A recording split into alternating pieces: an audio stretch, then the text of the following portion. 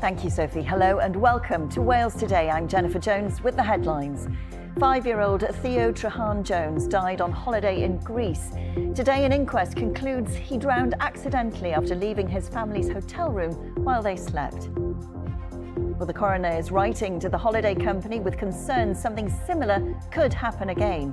Also tonight, with just a week to go until the Senedd by-election, we're in Caerphilly as the stage is set for tonight's live television debate. The NHS, immigration and pressure on public services, all likely to feature tonight in a vote significant in itself and also as a pointer to next year's Senedd election. We've had an allegation made from the young lady in question.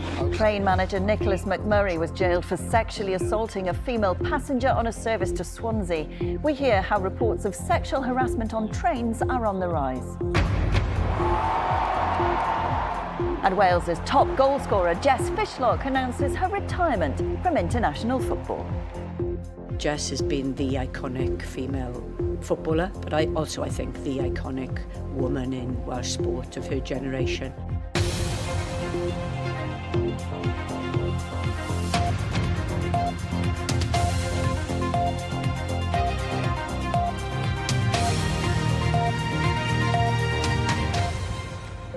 Good evening. Noswaith Theo Treharne-Jones from Merthyr Tydfil was just 5 years old when he died on holiday in Greece. Earlier, an inquest concluded that he drowned accidentally after leaving his family's hotel room while they were sleeping. The coroner is writing to the holiday company TUI and the Association of British Travel Agents over concerns something similar could happen again. From Pontypridd Coroner's Court, David Grundy reports. The 4-star Atlantica holiday village on the Greek island of Kos. It's a family resort where, for a family from Merthyr Tydfil, a dream holiday turned into a nightmare. 5-year-old Theo Treharne-Jones, who is described as just a lovely little boy, was found face down and unresponsive in the hotel's family pool. Despite the efforts of hotel staff and other holidaymakers to resuscitate him, he was pronounced dead in hospital.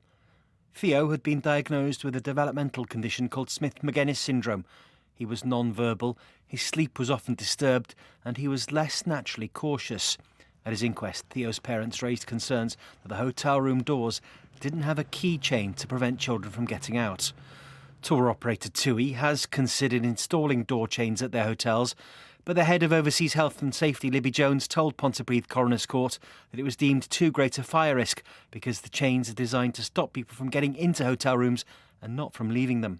Assistant Coroner Gavin Knox concluded that Theo's death by drowning was accidental. He did issue, though, what's called a Prevention of Future Deaths report. He said he was concerned that families with vulnerable children or adults are still in a position where they could potentially leave their room unsupervised and end up facing hazards, things like swimming pools.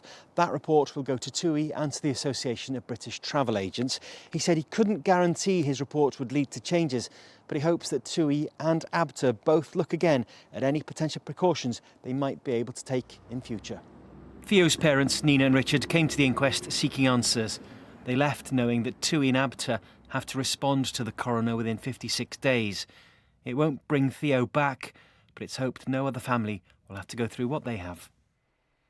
An inquest has been told how a man died after being stabbed during a fight in a street in Rhydyfelin in Trondheim last month. Pontypridd Coroner's Court heard 22-year-old Liam Wolford was found with a puncture wound and died later in hospital during surgery. 4 men have been charged in connection with his death and are due to appear in court again later this month. Some staff members at First Bus will strike over pay later this month. The Unite Union has been unable to reach an agreement over pay offers for drivers, engineers and some support staff across South and West Wales. It's expected there'll be significant disruption between October the 22nd and 25th, as well as some dates in November. The number of reports of sexual offences on trains and in railway stations across the UK have risen by more than a third over the last decade. That's according to data released as part of a BBC Wales investigation. The figures from the British Transport Police show 407 of those reports came from Wales, and in more than a quarter of cases, the victims were children. Claire Jones has the story. It was just really uncomfortable, quite scary. 18-year-old Rhiannon Williams was on her way home after a day with friends by the seaside in Tenby when a group of drunken men sexually harassed her. It's just a situation of feeling quite cornered because you're on a train, you can't go anywhere. Like, I couldn't escape from what was happening, and I just had to, sort of sit there, put up with it. A bystander then reported the harassment to the British Transport Police, which is still being investigated by officers. Data gathered by the BBC from the British Transport Police show there were more than 2,600 reports of sexual offences over the past year. Across Wales, more than a quarter of reports of sexual offences involve children. This is Nicholas McMurray, a train manager working on board a Great Western Railway service to Swansea. When he asked to check the train ticket of a female passenger, he adjusted her dress and then sexually assaulted her. When she arrived at the station, the 18-year-old reported the incident to officers and McMurray was arrested. I've had an allegation made from the young lady in question. I need to investigate this some more, all right? I'm going to have to place your hands... Earlier this year, McMurray was found guilty of sexual assault and assault by penetration at Swansea Crown Court. He's now in prison and on the sex offenders register for life. Data gathered by the BBC also shows that police have closed a third of cases that involve reports of sexual offences without a suspect ever being identified. We're really conscious of the amount of unnecessary hassle women are getting. Just give us a ring if ever you're in doubt. On a Friday night in Cardiff Central Station, officers start patrolling the platforms to keep women and girls safe as the nighttime economy begins. All the officers are trained in behavioural detection. For example, people hanging about, not catching trains. People sort of moving up and down platforms, trying to position themselves closer to lone females. Females that may be a little bit more vulnerable because of intoxication. Claire Greenman has spent the day out with friends, but as the night draws in, they make their way home. I find it difficult because, I do find it intimidating being a single older woman travelling on my own. You'll have people who might be intoxicated and will sit right next to you, and it's just uncomfortable, and you don't want to be sitting next to someone and then being trapped by the window seat trying to get out. So How does that make you feel when those... Oh, really vulnerable. Yeah, really vulnerable. The key message from the British Transport Police is if you witness someone in need of help and it's safe to do so, then intervene. If you notice somebody in a vulnerable situation or somebody that looks uncomfortable, it could be something as simple as just asking them if they got the time. Claire Jones reporting there. And if you've been affected by this story, details of organisations offering help and support are available on the BBC Action Line website. Well, it's just a week to go until people in Caerphilly cast their vote in the Senedd by-election, and tonight candidates vying to become the new member of the Senedd for the area will take part in a live televised debate. It'll be hosted by our very own Nick Savini, and we'll be heading over to the Bedwas Workmen's Hall and Institute straight after Wales Today finishes. Well, final preparations are taking place and our political editor Gareth Lewis is there. Gareth, what can we expect tonight? Yeah, welcome to Bedwas. Nick's warming up behind us, by the way. Population 6,500, but centre of the political stage for 3 million people tonight, especially with that Senedd election next May looming so close. This is a Labour stronghold, but the party under severe pressure from Plaid Cymru and Reform, according to recent polling. Now, this magnificent institute was paid for and built by the local community, and people in this part of Wales ready once again to make their mark on history. Bedwas Workmen's Hall was built in 1923. In the 102 years it's been standing, Caerphilly has always returned a Labour MP or MS.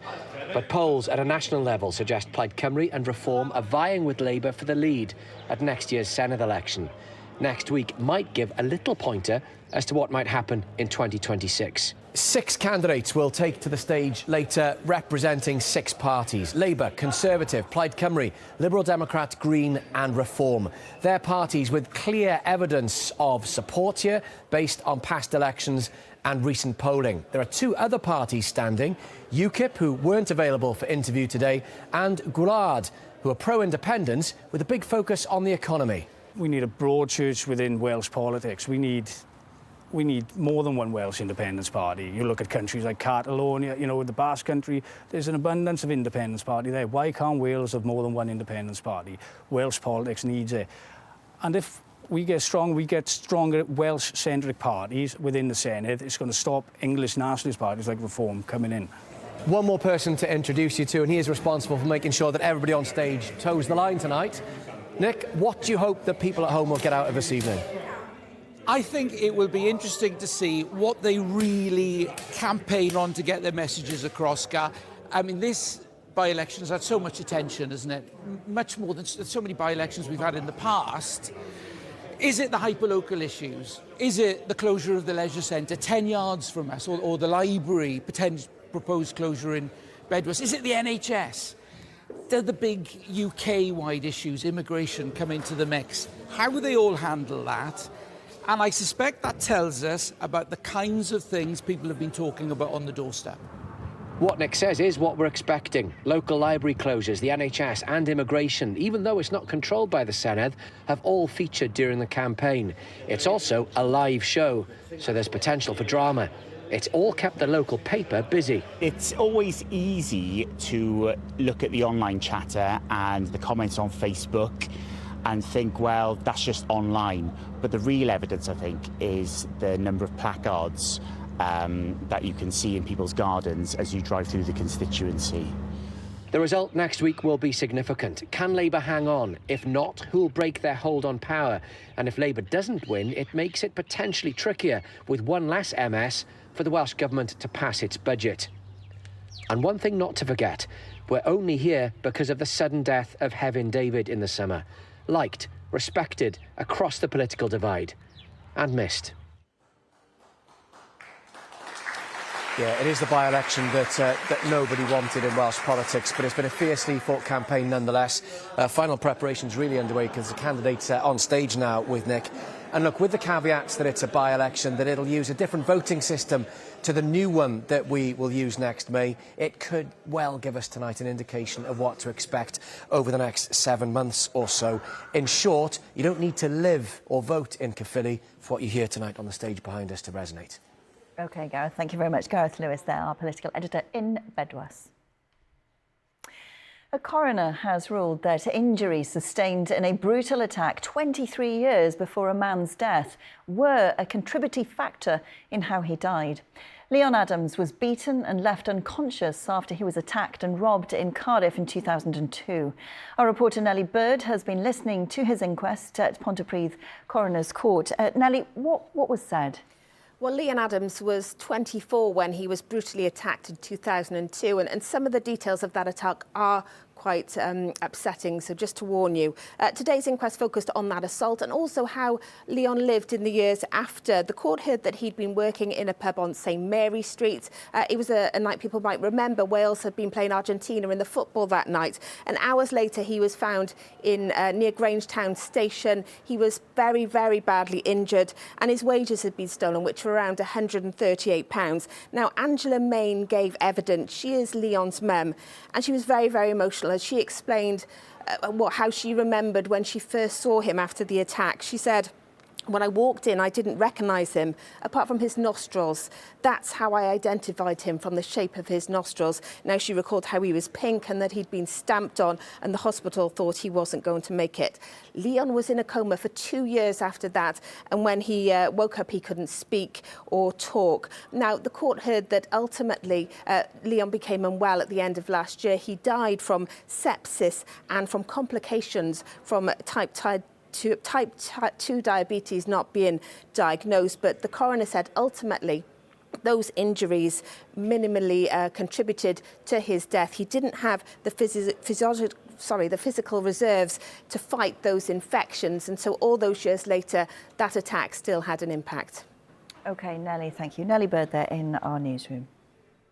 Still to come in the programme. Fishlock spots the keeper off her line.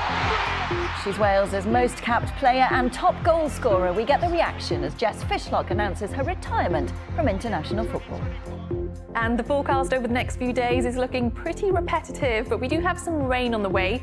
Join me later and I'll let you know when that wetter trend will arrive.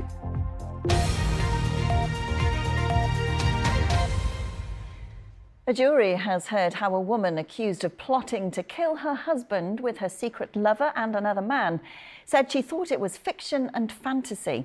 Michelle Mills from Llangenech in Carmarthenshire denies conspiring to murder Christopher Mills with Geraint Berry from Swansea and Stephen Thomas, who she knew through work.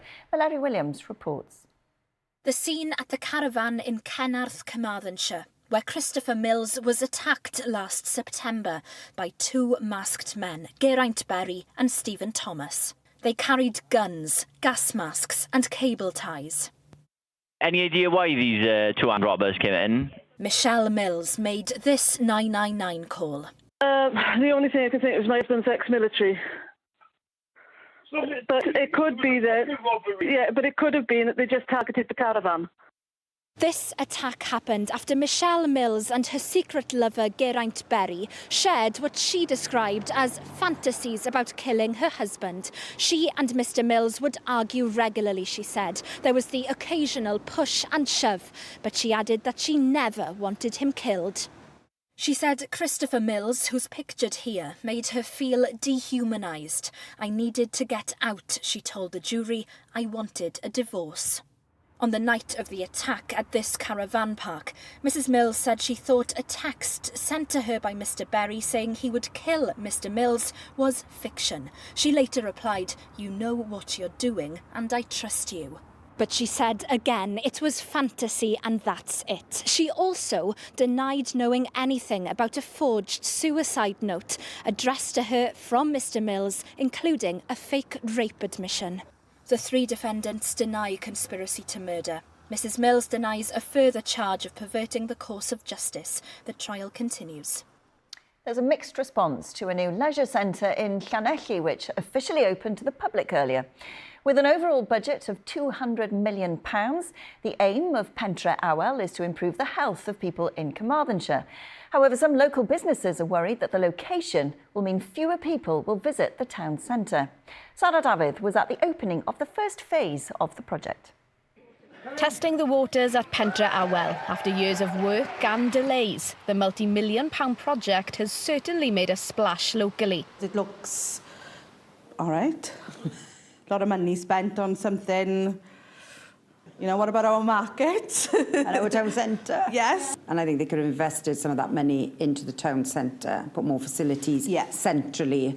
They look pretty good, yeah. Yeah, I think it's certainly an improvement from the swimming pool, the old swimming pool. No, I'm quite optimistic that it'll be a useful addition to the town. Carmarthenshire County Council say that Pentre Awel will benefit the area as a whole with public transport links and creating nearly 2,000 jobs. From today, the first phase of the Wellness Village, which is the leisure centre, is open to the public. And eventually, the project, with an overall cost of over £200 million, will have research centres, social housing, even a hotel.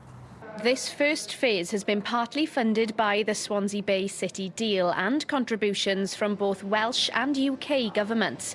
And although many will be looking at the development's future, some may remember its past controversies, including being at the centre of the dismissal of two Swansea University academics for failing to declare their financial interests in the Wellness Village.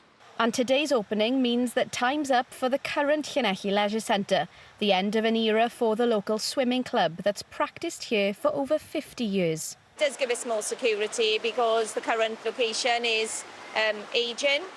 So if there was any further closures and repairs required, we wouldn't know how that would affect our club. So therefore, yeah, we will have more security going to Pentre Awel to avoid that, and we can have forward planning for about the next 6-10 years.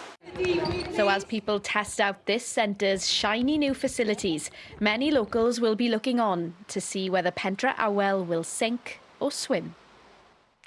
Now, she's been described as an icon, a history maker and Wales's greatest ever female footballer. She's also Wales's top goal scorer and most capped player.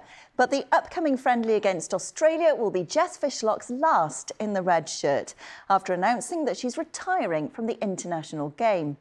It comes, of course, after a career highlight representing her country at the Euros earlier this year, Wales's first appearance at a major women's tournament. Chris Wathen takes a look back at her career. For almost 20 years, she has led the way. But for the player who blazed a trail for women's football in Wales, the end of the road. Fishlock spots the keeper off her line. Oh, After an unmatched 165 appearances and 48 goals, Jess Fishlock today announcing that this month's game with Australia will be her last in the red of her country. In a statement on social media, she called her time with Wales an incredible journey, chasing the dreams of childhood that began in Cardiff but were realised on a global stage. Fishlock made her debut in 2006. 11 years later, she became Wales's first footballer to win a century of caps and was soon at the forefront of the women's game in Wales, doing more than most to increase its profile and popularity.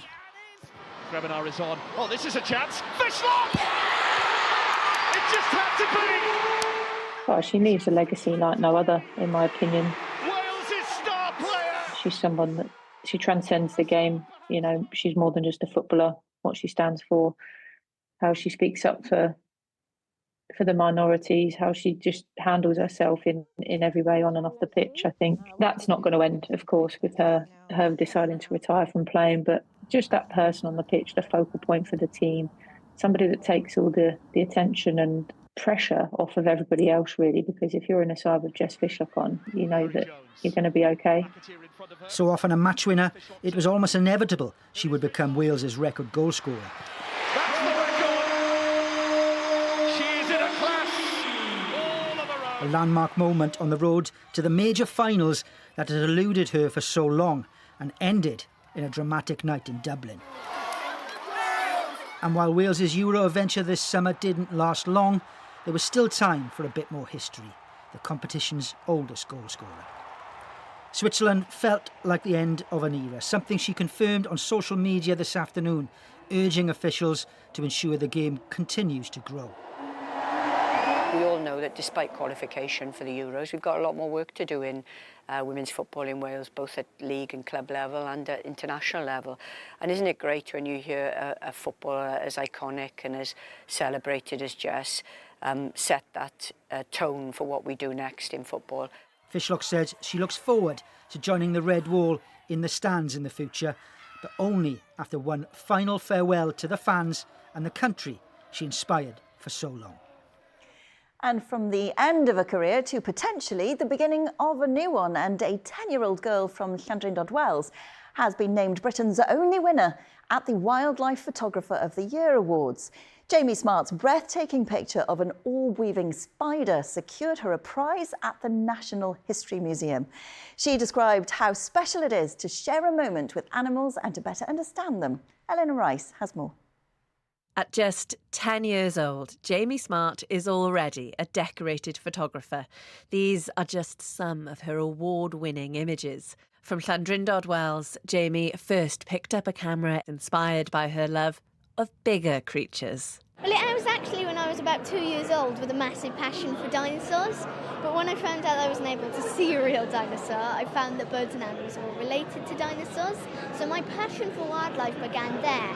I was then using binoculars, but I found it really hard focusing on wildlife before the mammal ran away or the bird flew off. So Dad asked if I liked to use a camera. Today, hundreds of miles away from home at the Natural History Museum in London, she was named the winner in the 10 years and under category for this, the Weaver's Lay. It was really cold overnight, so dew droplets were covering everything that morning. And I spotted a little funnel covered in these water droplets on the top of a dead dock leaf. I didn't even spot the spider at first, but when I looked closer, I saw that there was a tiny little spider tucked up inside, and I thought it'd be a really cute image. The special part is the moment that you have between the animal and you, because when you're interacting with that animal and getting pictures of it, you can sort of see characteristics coming out in it too. At such a young age, the best may be yet to come for Jamie. Her advice for other budding photographers, quite simple. got 3 top tips. The main one is patience, understand your subject, and lighting. So there we have it, a recipe for success from Britain's only winner at the Wildlife Photographer of the Year Awards. Congratulations to her. Right, let's get a check on the weather forecast. And Sabrina, how's it looking? Hi Jen, more of the same in store. So you've probably noticed over recent days we've been stuck under high pressure. So that does mean fairly repetitive weather conditions. Some of us have seen some lovely spells of sunshine, whereas others have been under that low cloud. So it does actually have a phrase, and it's called anticyclonic gloom. So this is when we've got high pressure in charge and it traps a layer of moisture and low level cloud in the atmosphere. So especially for some eastern areas over recent days, that's why we've been stuck under that cloud, and it can linger for a number of days. With that, we can also get some mist, fog and drizzle. And because at the moment the sunshine isn't particularly strong, and because we've got light winds, that does mean it fails to clear some of that cloud. So here's the story then through tonight. I think the cloud will become a bit more widespread. That will move its way in from the east. With that, we can also see a little bit of drizzle falling out of the thickest cloud. And where we have those clearer skies, we expect some patchy mist and fog to develop, just like recent nights. And where you do have those clearer skies too, it is likely to turn quite chilly. So down in towns and cities, we'll get those lows of around 4 to 8 Celsius. But in the countryside, those temperatures will be a little bit lower. So tomorrow then, we'll start off with areas of low cloud, mist and fog, which will slowly lift. For a time, we could expect a little bit of drizzle too. But by the time we get to tomorrow afternoon, we're back for dry conditions for the vast majority. There will be breaks in the cloud too, so the best of the sunshine once again in this wind direction for western areas, whereas the cloud will stubbornly persist for some border counties, and those daytime highs up to around 13 to 15 Celsius. The wind light for most of us too. On Friday then, we are expecting more of the same. So we'll start off with areas of low cloud, mist and fog, which will be quite slow to clear. But once it does, we're left with more in the way of afternoon sunshine. On Friday, a slight change in the wind direction, so it could be a little bit sunnier than what these graphics suggest, and daytime highs of around 13 to 16 Celsius. But changes do lie ahead. So Saturday, high pressure eventually gets swept away, and then by the time we get to Saturday night into Sunday, low pressure back on the scene. With that, a weather front ready to bring us more wet weather. So here's a snapshot then for your Saturday forecast. So Saturday afternoon, I suspect it will be pretty cloudy across the board, but largely dry as the band of rain will remain offshore. But then Sunday, all change. This is the forecast for Sunday afternoon. So we're expecting more in the way of persistent rain, some of which could be on the heavy side. With that, also some strengthening winds, especially for Irish Sea coastal spots, and that changeable theme continuing through next week as wetter weather returns. That's your latest. See you soon, Jen. Sabrina, thank you very much. And before we go, a reminder of tonight's top stories. A coroner has written to holiday company TUI and the Association of British Travel Agents following the death of Theo Trahan-Jones from Merthyr Tydfil. An inquest found the 5-year-old drowned accidentally after leaving his family's hotel room while they were sleeping. And the number of reports of sexual offences on trains and in stations across the UK have risen by more than a third over the last decade. That's according to data released as part of a BBC Wales investigation.